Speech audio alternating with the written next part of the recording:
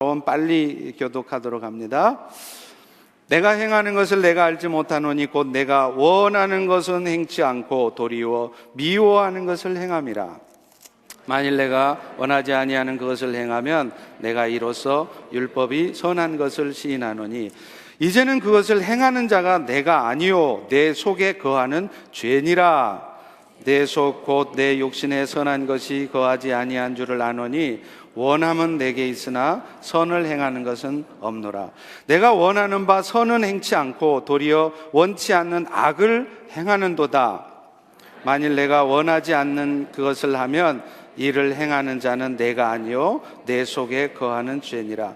그러므로 내가 한 법을 깨달았노니 곧 선을 행하기 원하는 나에게 악이 함께 있는 것이로다. 내 속사람으로는 하나님의 법을 즐거워하되 내 지체 속에서 한 다른 법이 내 마음의 법과 싸워서 내 지체 속에 있는 죄의 법으로 나를 사로잡는 것을 보는도다. 공고한 사람이로다. 이 사망의 몸에서 누가 나를 건져내랴? 다 같이 우리 주 예수 그리스도로 말미암아 하나님께 감사하리로다. 그런즉 내 자신이 마음으로는 하나님의 법을 육신으로는 죄의 법을 섬기노라. 아멘. 우리 동영상을 잠깐 보시겠습니다.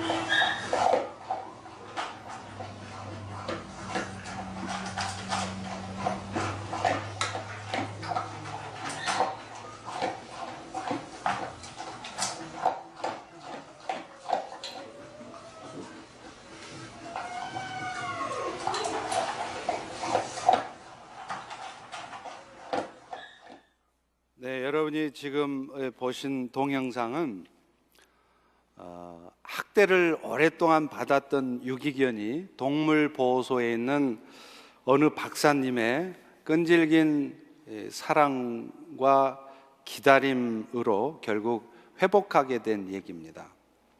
조지아에 있는 엘버튼이라고 하는 곳에 동물보호소에 있는 이 마티스 박사는요, 학대를 너무 받아서 밥도 안 먹고 사람들에게 어느 누구에게도 반응하지 않던 유기견과 친해지기 위해서 그 좁은 우리 안에 들어갔습니다. 그리고는 개가 먹는 똑같은 밥그릇에 그 유기견 옆에 쭈그리고 앉아서 함께 밥을 먹어주었습니다. 그 유기견에게 사료를 먹으라고 재촉하지도 않았고, 너 그렇게 하다가는 죽게 된다고 야단을 치지도 않았습니다. 물론 말을 한다고 알아듣는 것도 아니었겠죠. 그저 아무 말 없이 같이 앉아서 밥을 먹어준 지 2주 만에 그 유기견도 밥을 먹기 시작했습니다. 지금 이 동영상은 첫날 모습이 아니라 2주 동안 밥을 안 먹던 유기견이 처음으로 밥을 먹는 장면이었어요. 저는 이 동영상을 보면서 이게 마치 하나님께서 우리에게 베푸신 사랑의 모습을 보여주시는 것이 아닌가 싶었습니다. 좁은 우리 안에, 계집 안에가 아니라 좁은 우리 안에, 우리 몸 안에 영으로 들어오셔서 오늘도 우리와 함께 사시면서 우리의 악한 모습에도, 조금은 덜 떨어진 모습에도 화내지 않으시고 답답해하지 않으시고 그저 따뜻한 미소로 바라보면서 기다려주고 계십니다. 그리고 그런 따뜻한 기다림이 유기견의 마음을 마침내 열게 한 것처럼 오늘 우리 모두의 마음의 상처와 아픔과 연약함을 회복하게 하는 것입니다. 사실 오늘 우리 모두는 다 연약함이 있습니다. 여러분, 믿음의 사람들이라고 해서 그분들이 항상 언제나 믿음으로 사는 거 아닙니다. 그런데 우리는 목사나 선교사쯤 되면 어떤 상황에서도 흔들림 없이, 한치의 오차도 없이, 흐트러짐 없이 온전한 삶을 사는 것으로 생각을 합니다. 그래서 그런지요, 우리 성도님들도 목사님들이 실수한 얘기나 잘못한 얘기를 하면 오히려 더 은혜를 받아요. 똑바른 얘기, 맞는 얘기 아무리 가르쳐주고 선포해도요, 잘 안 들어요. 언젠가도 제가 40일 금식 기도 중에 금식 말미쯤에 진짜 지금 생각하면 아무것도 아닌 일이에요. 아무것도 아닌 일 가지고 우리 애를 두들겨 팼다는 간증을 했습니다. 그랬더니 평소에는 목사님 말씀에 은혜 받았다는 소리를 한 번도 한 적이 없는 어느 성도님이 그러시는 거예요. 목사님, 오늘 목사님 말씀에 은혜 많이 받았습니다. 제가 너무 충격이 돼서 놀래서, 아니 도대체 어떤 말씀이 그렇게 은혜가 되셨어요? 그랬더니 제가 애 두들겨 팬 것이 그렇게 은혜가 됐다는 거예요. 여러분, 이게 은혜 받을 말입니까? 책망 들어 마땅한 말이지요. 그런데 왜 그런 말이 은혜가 될까요? 자기만 애들 두들겨 패고 아무리 사랑으로 가르치고 싶어도 그게 잘 안 돼서 속상했는데, 우리 목사님도 그러실 때가 있었구나 싶으니까 그 말이 위로가 되는 것입니다. 바로 지난주에도 제가 마트에서 못 2개를 바꿔치기 해서 나왔다고 했잖아요. 그랬더니 예배 끝나고 나니까 어느 성도님이 그러시는 거예요. 목사님, 저도 그런 적이 있어요. 그러면서 얼마나 즐거워하시는지요. 목사건 평신도건 우리 모두가 연약한 육신을 입고 있는 존재라는 사실을 우리는 잊지 않아야 합니다. 그런 연약함이 누구에게나 있을 수 있다는 것을 인정하지 않으면요, 우리는 먼저 내 자신에 대해서도 실망할 날을 반드시 경험하게 됩니다. 하나님이 그렇게 하시더라고요. 여러분 잘 아시는 한국의 큰 대형교회 모 목사님이 계셨죠. 이분이 젊은 시절에 그 말씀하시는 걸 들으면은 굉장히 비판적이세요. 그래서 저도 신학교 시절에 그분의 메시지를 들으면서 맞는 말씀이다. 그러면서도 왠지 좋아 보이진 않았어요. 근데 여러분 아시다시피 최근에 그분이 자신이 그렇게 비난했던 그런 사람의 모습이 자신 안에도 있다는 것이 들통나서 결국에는 사임을 하고 큰 어려움을 겪고 있지 않습니까? 하나님께서 그렇게 하시더라고요. 누구나 연약한 모습이 있다는 걸 잘 인정하고 살지 않으면 어느 순간 내 안에도 그런 연약함이 있다는 걸, 내 안에도 그런 상상할 수 없는 악함이 있다는 것을 발견하도록 하나님이 경험하게 하시더라는 겁니다. 또요, 누구에게나 연약함이 있다는 사실을 인정하지 않으면 우리는 기대했던 누군가에 대해서 실망을 하게 됩니다. 그리고 그런 실망감은 그들의 연약함을 이해해주고 기다려주게 하는 것이 아니라 오히려 그들을 쉽게 판단하고, 그래서 격려의 말이 필요한 때 오히려 책망의 말을 먼저 하게 만든다는 거예요. 사랑하는 성도 여러분, 오늘 본문에서 사도 바울도 고백하는 것이 바로 그겁니다. 여러분, 바울하면 우리는 훌륭한 믿음의 사도로 알고 있어요. 맞죠? 그런데 오늘 본문에 보면 사도 바울 역시 연약함을 가진 존재였다는 사실을 확인하게 됩니다. 우리 다 같이 15절을 한번 읽어보겠습니다. 시작. 내가 행하는 것을 내가 알지 못하노니 곧 내가 원하는 것은 행치 않고 도리어 미워하는 것을 행함이라. 사실 오늘 본문 15절뿐만 아니라 로마서 17장 전체가 사도 바울이 자신의 연약함을 고백하는 내용이에요. 물론 오늘 본문에 대한 해석은 약간의 신학적인 문제가 있습니다. 그게 뭐냐면 이 본문이 과연 사도 바울이 예수 믿기 전의 상태를 고백한 것인지 아니면 예수 믿은 후에, 중생한 후에, 거듭난 후에 자기 삶을 고백한 것인지에 대해서 학자들마다 이견이 있기 때문이에요. 그런데요, 대다수의 학자들의 의견도 그렇고 경험적으로 봐도 제가 그렇고 여러분이 그렇고 성경에 나타나는 수많은 믿음의 사람들의 모습을 보아도 이 부분의 말씀은 분명 바울이 예수 믿은 후에 겪었던 내적 갈등이라고 볼 수 있습니다. 왜냐하면요, 실제로 아무리 믿음 좋은 사람들도 인생을 살아가는 전체 과정에서 한 번의 실수도 없이 완벽한 삶을 사는 사람은 한 사람도 없습니다. 때로는 그렇게 해서는 안 된다는 걸 알면서도 죄의 유혹에 넘어가기도 하고요, 흔들리는 것을 우리는 주변에서 수도 없이 발견할 수 있기 때문에 그렇습니다. 사랑하는 성도 여러분, 오늘 우리가 예수 믿어 받은 축복이라는 게 이게 뭐냐? 이게요, 이렇게 온통 부족함 투성이인 우리 안에 예수님께서 들어오셔서 이 미완성인 우리들을 완성자로 만들어가는 것, 이것이 우리가 예수 믿어 받은 축복입니다. 그런 의미에서 오늘 우리 모두는요, 미완성의 완성자예요. 우리 다 같이 한번 따라서 해보겠습니다. 미완성의 완성자. 오늘 주보의 그 설교 제목이 잘못 나와 있습니다. 믿음의 완성자가 아니라 완성자인 것 같은데 사실은 미완성이라는 거예요.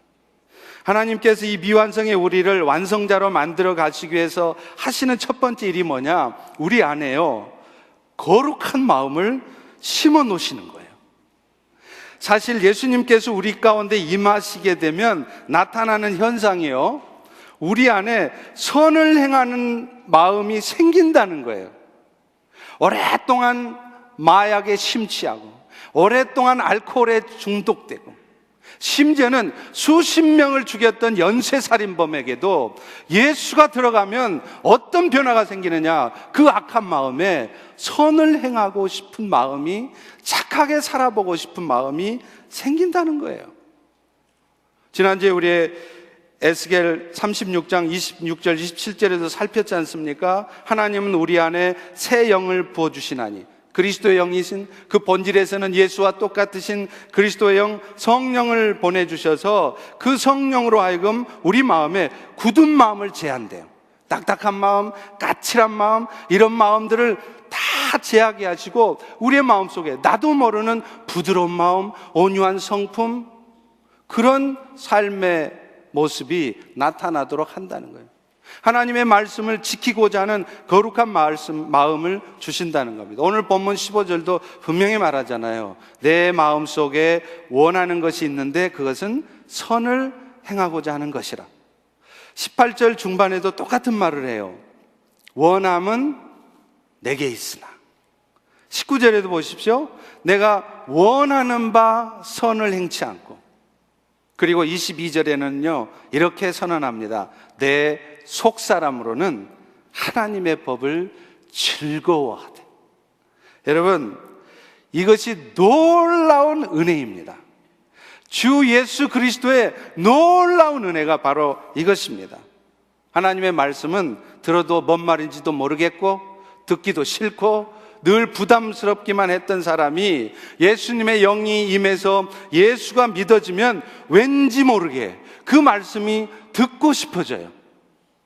오늘 날씨가 꿀꿀한데 하면서 커피잔 들고 베란다로 가서 뛰어내려 볼까?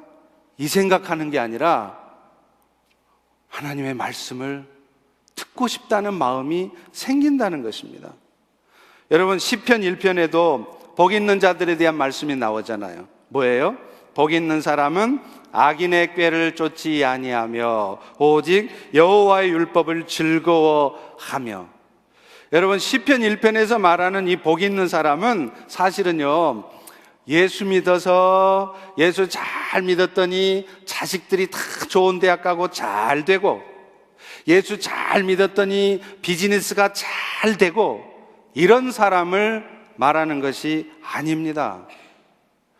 복의 근원이 되신 예수님이 그 안에 있는 사람이 복 있는 사람이에요. 그러니까 이 복 있는 사람이라는 것은 어디 자식 다 잘 된 그런 사람을 찾을 일이 아니고, 이 자리에 앉은 여러분 모두가, 우리 모두가 다 복 있는 사람이라는 거예요. 복 있는 사람 하니까 나 말고 누구 다른 사람 있나? 겉보기에 복 받은 것처럼 보여지는 그런 사람을 찾을 일이 아니에요. 그런데요, 예수님이 그 안에 있어서 복 받은 사람들에게 나타나는 특성이 뭐냐? 악인의 꾀를 안 쫓는데요. 여호와의 율법을 즐거워하는 마음이 생긴대요. 이전에는 안 그랬는데 예수 믿고 나더니 이상하게 사람이 변해요. 악한 일을 행하고 싶은 마음이 안 생기는 거예요.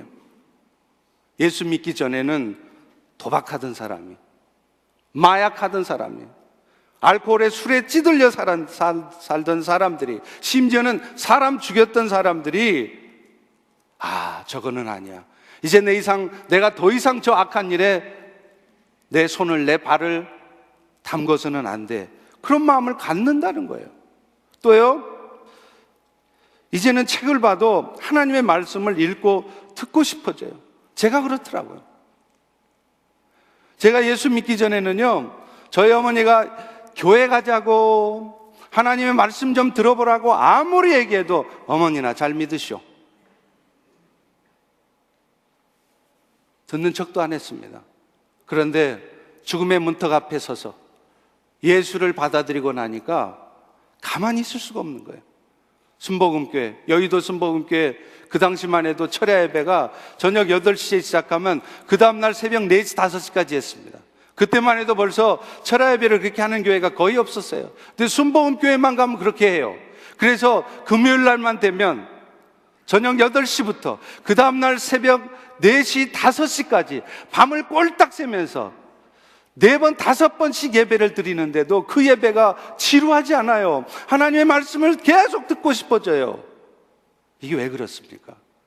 예수가 들어가니까 생긴 변화라는 거예요. 사실 아무리 착한 사람도요, 예수님이 그 안에 있지 않으면 착하게 살려는 마음은 생길지 몰라도 하나님이 기뻐하시는 일을 하고자 하는 마음은 안 생겨요. 전도하고 싶은 마음이나 헌금하고 싶은 마음, 교회에서 봉사하고 싶은 마음은 안 생깁니다. 그런데 예수를 믿으면 하나님 우리에게 그런 마음을 주신다는 거예요. 왠지 모르게 어려운 환경 속에서도 봉사하고 싶어요. 돈 아까운 사람이 어디 있겠습니까? 아니, 돈 아까운 줄 모르는 사람이 어디 있겠어요. 그래도요, 왠지 모르게 헌금하고 싶어져요. 그게 예수 믿는 사람들에게 나타나는 특성입니다. 이것이 예수 믿는 사람들에게 주신 하나님의 은혜이고 은혜 받은 성도의 모습이라는 거예요. 자, 그런데 문제는요, 그런 마음은 있는데 실제 우리의 삶을 보면 그렇게 살아내지는 또 못한다는 거예요. 분명 머리로는 전도도 하고 복음을 전하고 싶어요. 알아요. 그런데 예수 전하려면 부끄러워요. 자신이 없어요. 그래서 전도를 못합니다. 그렇죠?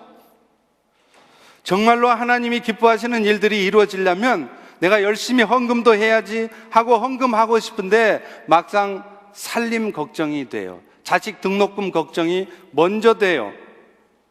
또요, 교회 봉사도 하고 싶어요. 그런데 애들 챙기는 게 더 급해요.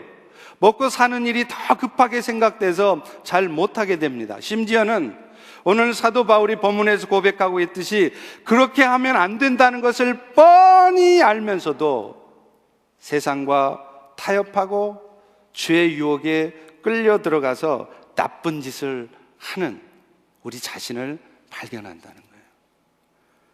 하나님의 은혜로 하나님의 자녀가 된 우리 마음속에는 늘 선을 사모하는 마음이 있습니다. 그런데 실제로는 정말 이해할 수 없는 이율배반적인 전혀 다른 마음이 우리 안에 있다는 거예요. 바울은 이런 우리의 현실을 몇 가지를 들어서 설명합니다. 먼저는요, 자기가 원하는 대로 행하지 못하는 모순이 있다는 거예요. 마음으로는 선을 행하는데 우리 마음 안에 또 다른 마음이 있어서 그 마음이 우리로 하여금 악을 행하게 만든대요. 15절 다시 보세요. 내가 행하는 것을 알지 못하노니 원하는 것은 행하지 않고 도리어 미워하는 것을 함이라. 여기서 원하는 것이라는 것은 말할 것도 없이 하나님이 기뻐하시는 일들이에요. 성령의 열매들이에요. 갈라디아서 5장 22절에 나오죠.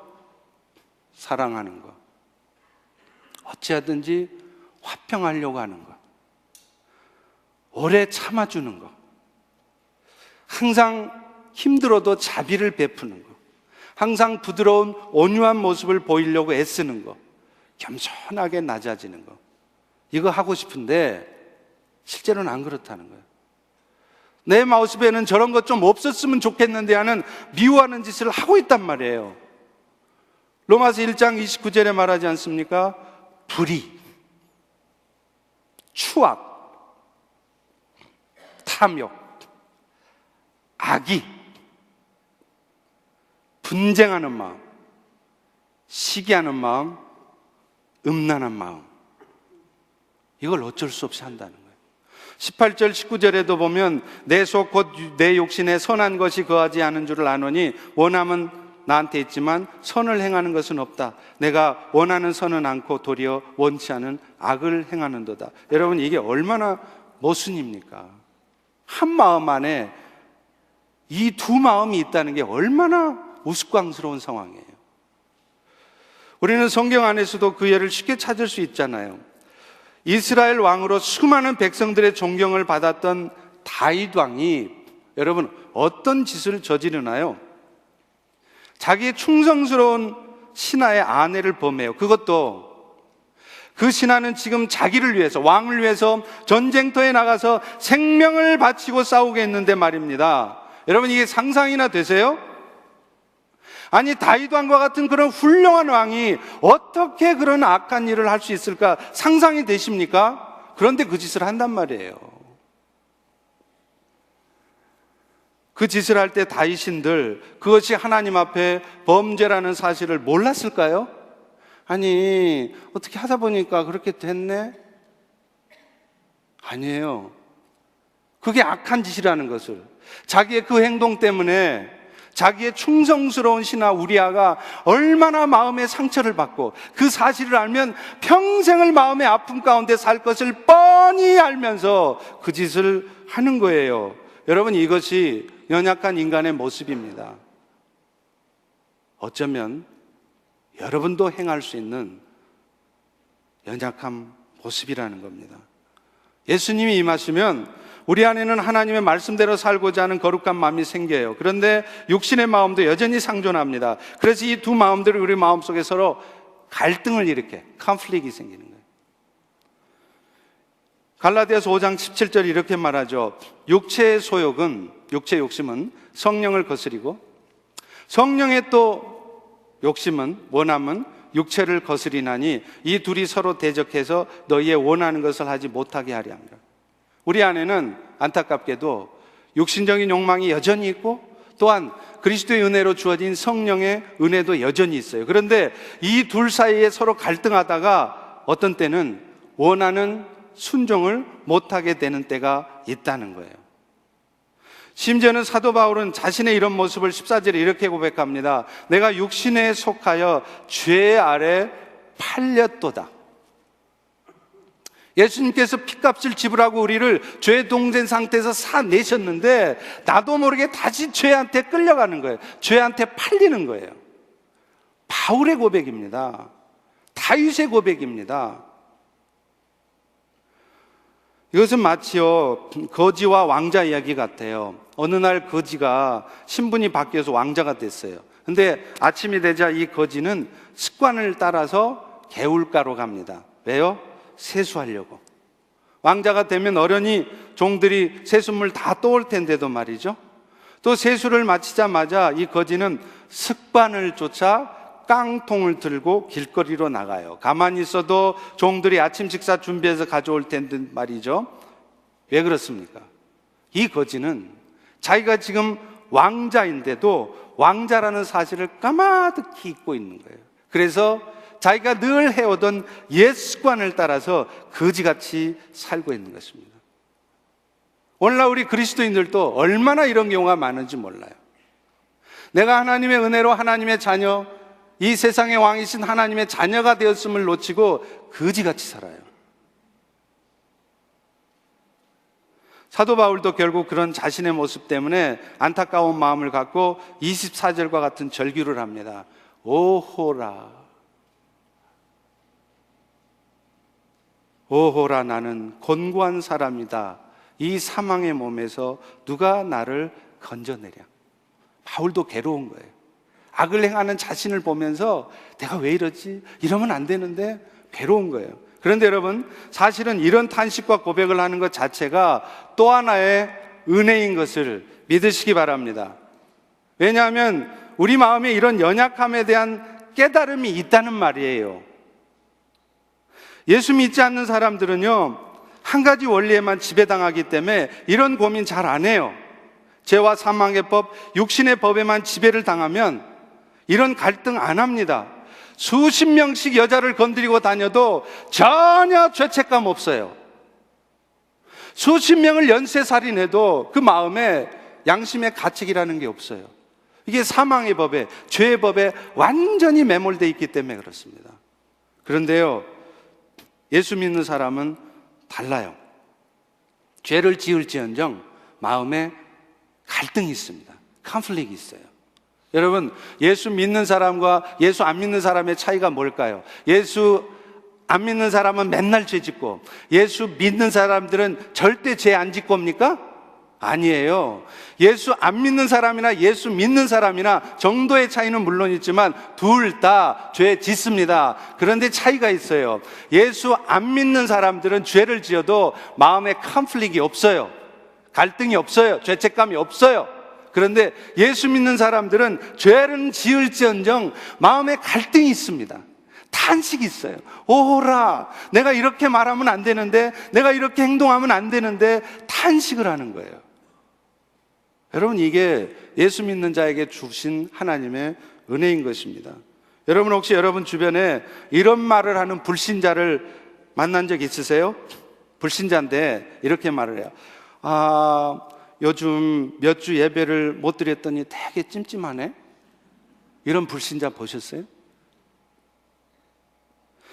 지금 이런 상황에서는 하나님이 말씀하신 상황대로 했어야 되는데 후회되네. 이런 말 하는 불신자 보신 적 있습니까? 그 안에 예수의 영이 없는 사람은 한 주간 내내 기도를 단 한 번을 안 해도 전혀 답답함이 없습니다. 하나님이 기뻐하시는 삶을 살지 못해도요, 그것 때문에 고민하거나 안타까워하거나 그러지 않습니다. 그러나 일단 예수의 영이 들어가면, 하나님의 자녀가 되면 신자들은 그렇지 않아요. 아버지신 하나님과 영적인 교통을 하지 않으면 왠지 모르게 영혼이 답답해요. 저도 새벽 기도를 쭉 하다 어느 순간 어떤 상황에 의해서 새벽 기도를 못 하잖아요. 그러면 답답해요.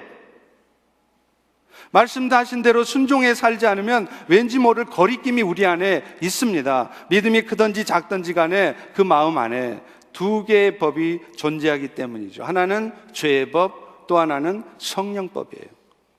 오늘 본문 21절도 그것을 말하지 않습니까? 다 같이, 여러분의 고백입니다. 다 같이 한번 고백해 보겠습니다. 시작. 그러므로 내가 한 법을 깨달았노니 곧 선을 행하기 원하는 나에게 악이 함께 있는 것이라.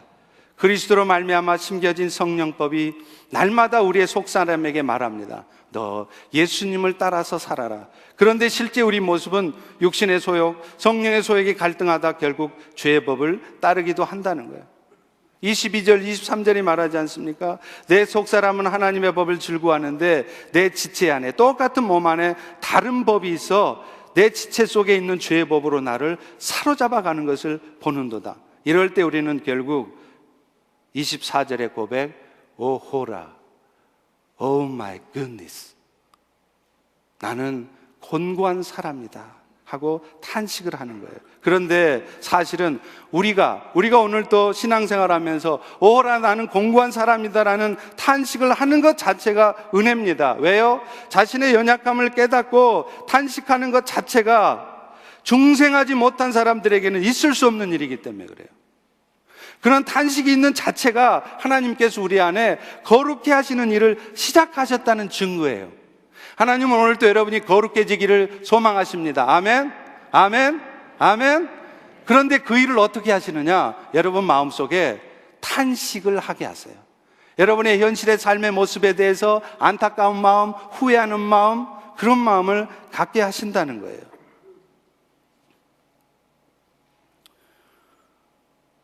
오호라의 탄식은요, 내 안에 죄를 발견하고 우리가 더 거룩해지기 위해서 반드시 필요한 작업입니다.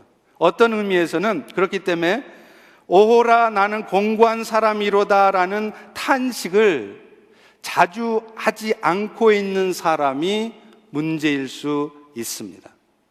어쩌면 오늘 또 우리가 신앙생활을 하면서도 오호라 나는 곤고한 사람이다, 내가 왜 이러지, 내가 왜 그렇게 했지, 그런 후회와 안타까운 탄식이 없다면 여러분은 어쩌면 아직 구원받지 못한 백성일 수 있습니다. 또요, 구원은 받은 백성이어도 여러분 스스로가 의롭게 살고 있다는 생각에 빠져 있는 상태일 수 있습니다. 다시 말하면 영적인 교만에 빠져 있는 것입니다. 영적인 나태함보다 더 무서운 것이 영적인 교만이에요. 실제로 사도 바울은요, 자신이 그리스도의 은혜로 의인이 되었다고 선언한 이후에도 계속해서 자신을 죄인 중에 괴수라고 말해요. 바울이 복음을 몰라서 그러겠어요? 예수 그리스도의 복음의 은혜가 어떤 것인지 몰라서 그래요? 다 알아요. 알면서도 바울은 내가 죄인 중에 괴수라는 고백을 계속합니다. 디모데전서 1장 15절에 보세요. 미쁘다 모든 사람이 받을 만한 이 말이여, 예수께서 죄인을 구원하시려고 세상에 임하셨다 하였도다. 죄인 중에 내가 괴수라. 분명 그리스도로 말미암아 의로운 자로 인정됐지만 실제 자신 안에 남아있는 죄악된 본성을 깨닫는 거예요. 그것을 보니까 안타까운 마음이 드는 거예요. 그런데 이런 안타까운 마음들은 결국 바울이 더 성결해지고 더 온전해지고 더 온유하고 더 겸손한 하나님의 사람이 되게 하는데 필요한 일이었습니다. 사도 바울은요, 상대적으로 보면 저보다도, 오늘 우리 모두보다도 훨씬 거룩하신 분이세요. 그런데도 그런 분이 자신을 죄인 중에 괴수라고 표현을 하고 있는 것은 자기를 늘 하나님 앞에 돌아보았다는 증거예요. 그리고 하나님은 바울의 그런 고백을 통해서 사도 바울이 오히려 더 겸손한 사도로, 더 거룩한 사도로 세워가도록 하신 것입니다. 성경 66권을 주석하셨던 박윤선 박사가 있어요. 이분은요, 평생을 성경 속에 파묻혀 사셨습니다. 일생을 제자들을 가르치시는데 헌신하신 훌륭하신 분이세요. 그런데요, 그분이 항상 이렇게 말씀하셨답니다. 내 속에 선한 것이 하나도 없어. 인간이 이토록 악할 수가 있나? 나를 보면 인간이 정말 썩고 냄새나는 무덤이라는 게 맞아. 여러분, 이 분이 이런 고백을 할 수 있는 것은 날마다 하나님 앞에 자신을 비춰보기 때문이에요. 하나님의 거룩하심을 깊이 깨달으면 깨달을수록요, 자신 안에 있는 더러움이 보이게 되어 있습니다. 남의 잘못이나 모순보다는 나의 잘못이, 나의 모순이 더 크게 보이게 되어 있어요. 그리고는 남에 대해서 비난하고 정죄하기보다는 먼저 자신의 모습에 대해서 오호라, 나는 곤고한 사람이로다, 이 탄식을 하지 않을 수 없는 것입니다. 여러분, 그런데 이게 은혜라는 거예요. 오늘도 여러분이 그런 탄식을 자주 하고 계신다면, 오늘도 여러분의 삶의 모습에 대해서 이런 안타까움과 탄식과 회개 가운데 여러분이 계시다면 여러분은 정말 축복받으신 분이십니다. 그런데 모순처럼 보여질지 모르지만요, 그렇다고 해서 오라 나는 공고한 사람이로다는 고백 가운데 너무 오랫동안 머물러 있어서도 안 돼요. 오라 탄식을 한 후에 얼른 주 예수 그리스도의 은혜로 넘어가야 돼요. 오늘 본문에도 보면 사도 바울도 24절에 오라 나는 공고한 사람이로다, 사망의 몸에서 이 어쩔 수 없는 이 더럽고 추악한 이 육신의 몸에서 누가 나를 건져내지, 깊은 탄식하다가 25절로 넘어가요. 다 함께 한번 읽겠습니다. 여러분이 해야 될 고백이에요. 시작. 우리 주 예수 그리스도로 말미암아 하나님께 감사하리로다. 우리 믿음의 선배들은요, 탄식하는 자리에 오래 머물러 있는 것을 덕으로 알았어요. 그래서 기도했다 하면 회개 찬송하면서 눈물 쭉쭉 흘리는 것을 은혜로 알았습니다. 우리 믿음의 선배들이 다 그랬잖아요.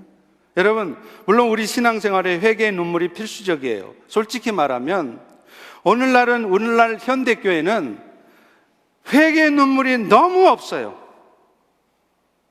예배를 드려도, 기도를 해도 자신의 연약함에 대한 통회하는 눈물의 기도가 없어요. 훌쩍훌쩍 하는 사람이 많지 않아요. 왜 그럴까요? 기도를 해도 자신의 삶의 문제를 해결해달라고 하나님 앞에 쫄라대기만 하지, 하나님께서 왜 자신의 삶에 그런 어려움과 인생의 문제, 숙제를 주셨는지를 돌아보지 않는 거예요. 그러니 기도를 해도 간절히 구하는 기도는 있을지언정 눈물로 자신의 삶을 회개하고 돌아보는 통회하는 기도는 없는 것입니다. 그러나 그렇다고 날마다 울기만 하고 눈물만 짜고 있어도 안 돼요. 바람직한 모습이 아니에요. 우리에게는 어떤 연약함에도 불구하고 결국은 우리를 용서하시고 회복하시는 그리스도의 은혜가 있기 때문입니다. 민수기 20장에 보면요, 이스라엘 백성들이 광야에서 헛짓하다가 하나님한테 된통당해요. 하나님 원망하고 하나님 시험하고 그러다가 불뱀에 물려 죽게 됐죠.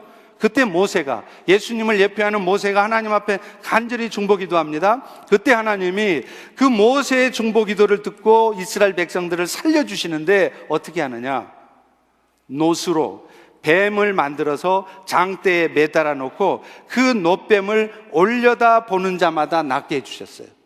여러분, 그래서 오늘날도 미국이나 한국이나 군의관들이 있죠. 군의관들 그 군의병과의 마크가 그겁니다. 장대에 이 노쇠가 뺑뺑뺑 둘러감은 그게 바로 군의관 마크예요. 이 성경에서 나온 겁니다. 근데요, 여러분, 노뱀을 쳐다보기만 하면 죽음에서 건지움 받고 살림을 받아요. 그 노뱀이 바로 예수 그리스도를 상징하는 거겠죠. 그 노뱀을 바라보는 데는 다른 어떤 조건이 필요하지 않습니다. 그런데요, 안 봐요. 보기만 하면 낫고 보기만 하면 치유되고 주님을 바라보면 된다는데 안 봐요. 그 본다고 병 낫나? 여전히 고개 숙이고 있는 거예요. 여러분, 얼마나 어리석습니까?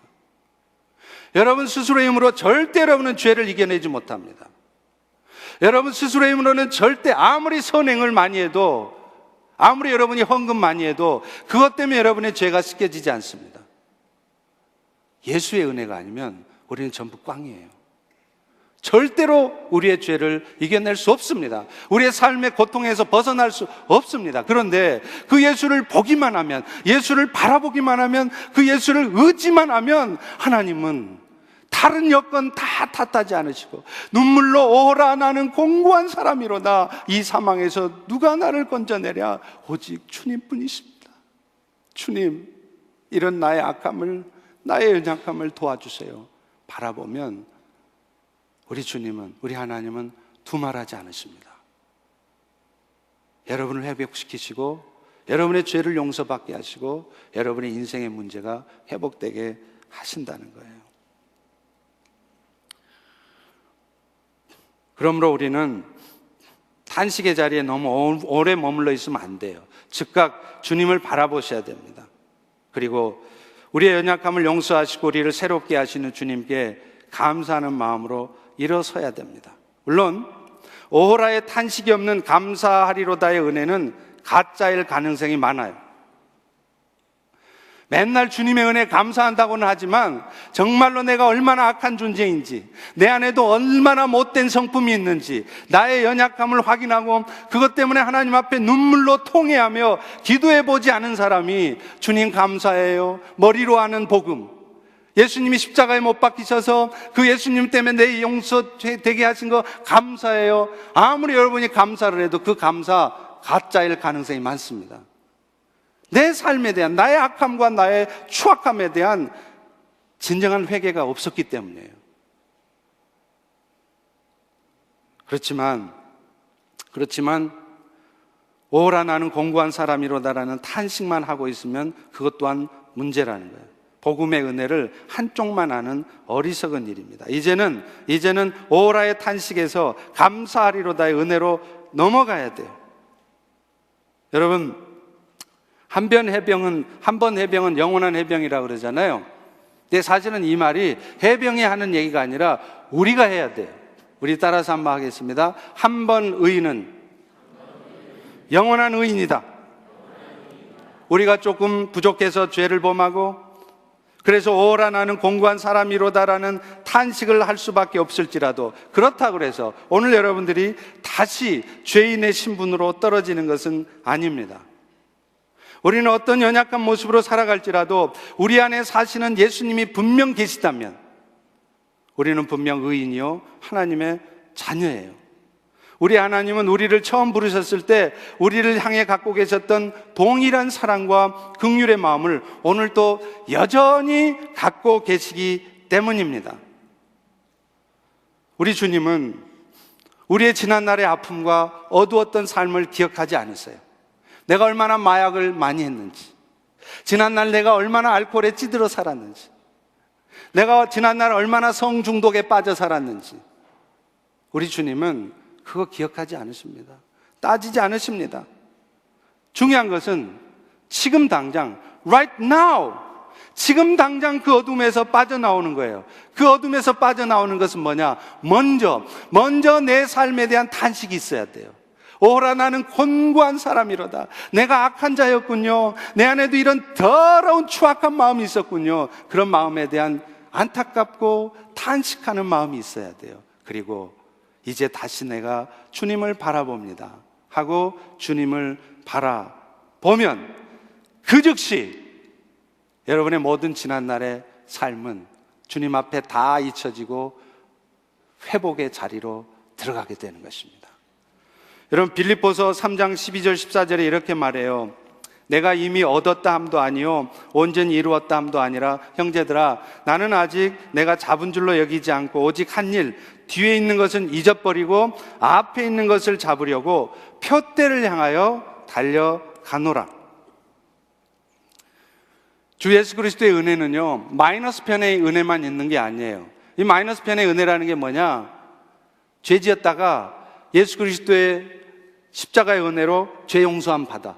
그럼 이게 제로로 돌아오는 거예요. 마이너스 삶에 빠졌다가 예수님 때문에 제로로, 또 죄 짓고 마이너스 빠졌다가 또 예수의 은혜로 제로. 이게 마이너스 편의 은혜인데, 주님은 정말로 우리에게 원하시는 것은 이제 플러스 편의 은혜를 원하시는 거예요.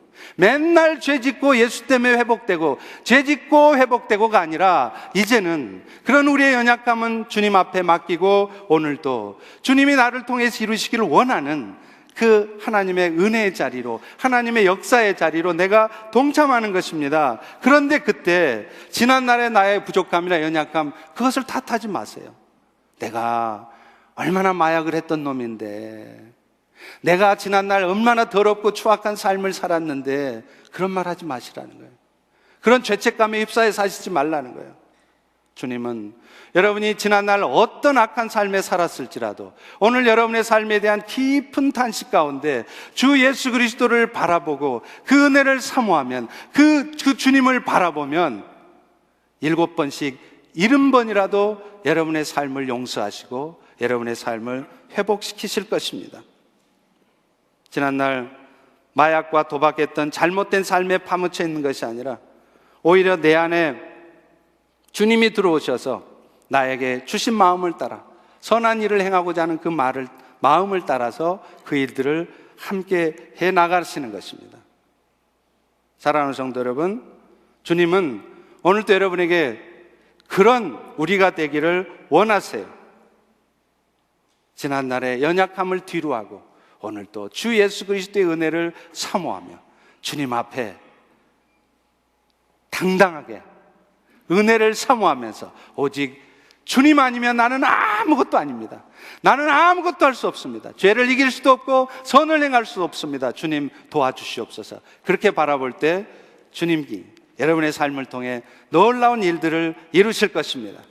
할렐루야. 다 같이 일어서서 찬양하겠습니다. 주님을 보게 하소서. 잘 모르시면 그냥 눈 감고 들으세요.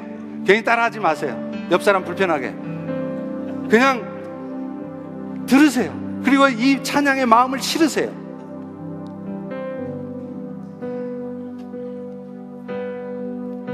나의 주님께 나의 주님께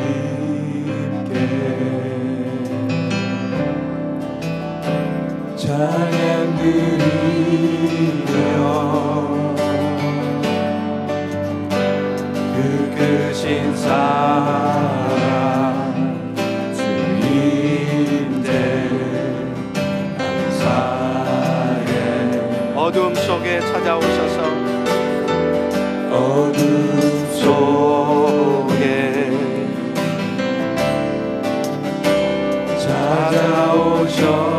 찾아오셔서 주님의 영광 보게 하시네. 주님의 영광 보게 하시네. 의심하는 나를 손 내밀어 잡아주십니다. 의심하는 나를 손 내밀어 잡아주시네.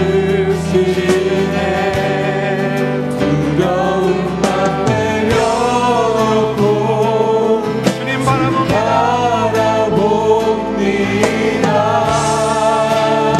주님을 보게 하소서. 주님을 보게 하소서. 나를 붙드소서. 내 뜻과 내 생각 내려놓고 주님 앞에 나 엎드려 엎드려 주의 음성 기다리니 나를 부르실 때 믿음으로 걸어가니 주님을 보게 하소서. 주님을 보게 하소서. 여러분 손을 들어서 한번 찬양해 보십시오. 나를 붙들 주님을 향해 손을 한번 내밀어 보세요.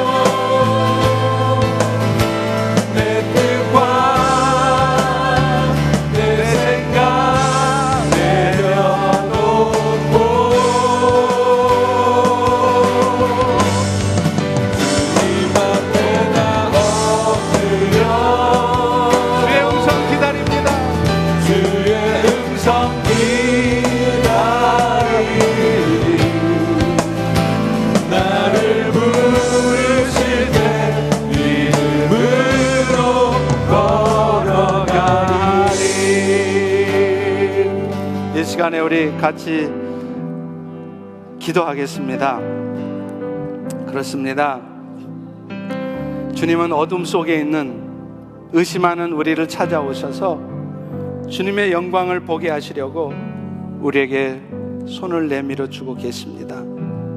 이제 우리가 할 수 있는 일은 내 마음속에 있는 의심하는 마음, 두려워하는 마음, 불안해하는 마음, 염려하는 마음, 분노하는 마음 내려놓고 오 주님, 오직 주님만을 바라봅니다. 주님만을 보게 주시옵소서. 그래서 주님이 나를 붙드셔서 오늘도 내 뜻과 내 생각대로 되지 않는 현실 앞에 내 뜻과 내 생각을 내려놓고 주님 앞에 겸손히 엎드려서 주의 음성을 기다리는, 그래서 주님이 부르시는 그 믿음의 자리로 당당히 걸어나가는 우리가 되게 해 주시옵소서. 우리 통성으로 같이 기도하겠습니다.